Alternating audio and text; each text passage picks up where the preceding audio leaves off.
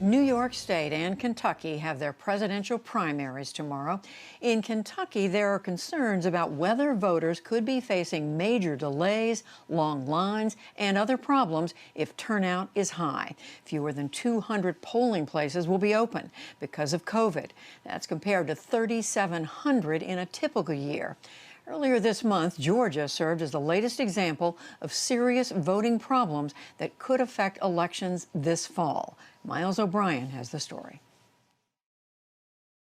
It was no walk in the park when Georgians cast their ballots on June 9th.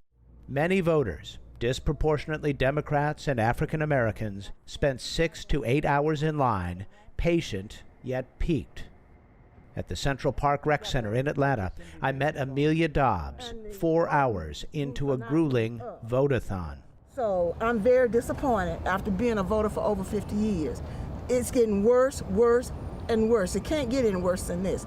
John Dotson and his partner Yolanda Boris were just ahead of Ms. Dobbs in a line that encircled the park. They were livid. It is 9:56. There are now eight ballots counted. Scanned. Eight ballots. This is an exercise in patience, but also it's an exercise in will. And if the intention is to break the will, those people are not leaving. Inside, beleaguered poll workers struggled with a new, complex voting system that they hadn't even seen before the election. In-person training was deemed unsafe in the midst of a pandemic. Among other things, the passwords to log onto the machines, in plain view on the tables, didn't work. Marilyn Marks is executive director of the Coalition for Good Governance, an organization focused on election transparency and verifiability. We don't necessarily have fair and secure elections across the United States. And Georgia is the epitome of problem elections. Georgia becomes really the example at almost every level of what is wrong. Marks helped lead the charge to usher in a new era of voting in Georgia last year. For 18 years, the state used electronic voting machines made by Diebold Election Systems. The machines were widely used across the nation, even though experts proved they were easy for hackers to attack without leaving a trace. A federal judge is ordering Georgia to stop using its outdated voting machines and in August of 2019, a federal judge ordered the state to scrap the flawed machines for something more secure and verifiable. So the state spent more than $100 million to supply every county with so-called image cast machines made by a Canadian company, Dominion Voting Systems. They are ballot marking devices, meaning voters make selections on a touchscreen and ballots are printed with choices embedded in a QR code and listed in plain English. The paper ballot is then scanned and counted. Brad Rathensperger is Georgia's Secretary of State. When you have a paper ballot, no matter how that really comes about, at the end of the day, you have the paper that you can do the audit from. And then you can audit the elections. That's something I think is more secure, because then we really capture voter intent. But election security experts say that is not the case. It's a computer, and you have no idea what's in the computer, and you have no idea what the computer is doing with the information that you give it. Rich DeMillo is a professor of computer science at the Georgia Institute of Technology. He tried to stop Georgia from buying the Dominion system, now used in 24 states. A ballot marking device is, in the first place, an extremely expensive pencil that will make mistakes, that is prone to failure, that is prone to misuse. And if it fails, if it's misused, you have no way of telling. If you use a ballot marking device, you don't have the original record of voter intent. Are you concerned the system can be hacked?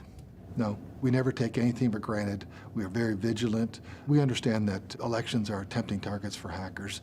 Indeed. At the hacker convention DEF CON, they have been making virtual mincemeat of electronic voting machines for years.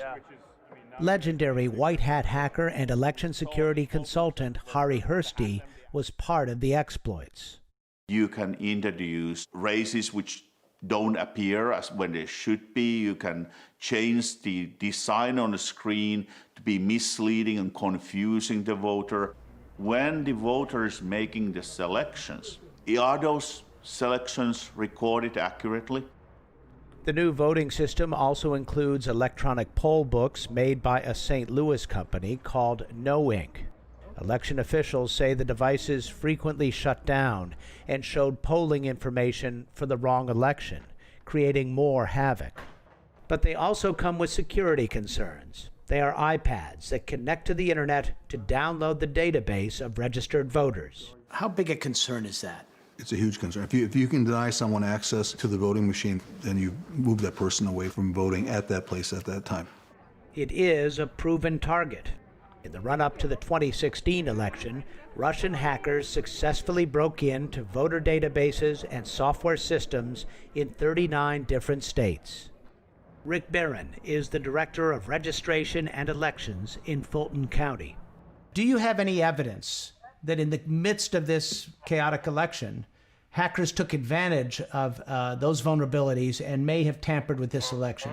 I have no evidence of that. You really don't have the bandwidth or the capability of looking? No, I mean, we're all that we can do is set up our own security around our equipment to mitigate the risks to it. We have cameras on our building, we have alarms on our building, we have the server is locked away as well. The experts all agree paper ballots marked by hand are the most secure, most verifiable way of voting. More than 1 million Georgia voters chose to do this at home this election. For those who didn't receive their ballots or chose to vote in person, the expensive, complicated, vulnerable machines created a huge bottleneck at polling sites, and there were many fewer of them. In Fulton County, 34 sites opted out because of COVID-19 concerns. With Democrats turning out 4-1 over Republicans, it was a recipe for scenes like this. Long lines of African-American voters. Corey Campbell waited 4 hours in South Fulton County. I feel like they're just trying to discourage people of color or of minority to not vote, because that's the agenda that we're trying to push to especially younger people of color and minority. So, and it's very important. They know how important it is, so they'll do anything to throw a rock in the process. With 4 to 5 million Georgians expected to vote in November, this primary election offers a stark warning of electoral chaos ahead. For the PBS NewsHour, I'm Miles O'Brien in Atlanta.